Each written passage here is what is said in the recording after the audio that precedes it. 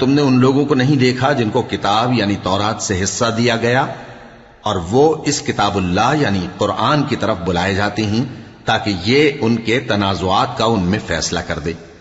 تو ایک فریق ان میں سے پھر جاتا ہے اور منہ پھیر لیتا ہے، یہ اس لیے کہ یہ اس بات کے قائل ہیں کہ دوزخ کی آگ ہمیں چند روز کے سوا چھو ہی نہیں سکے گی،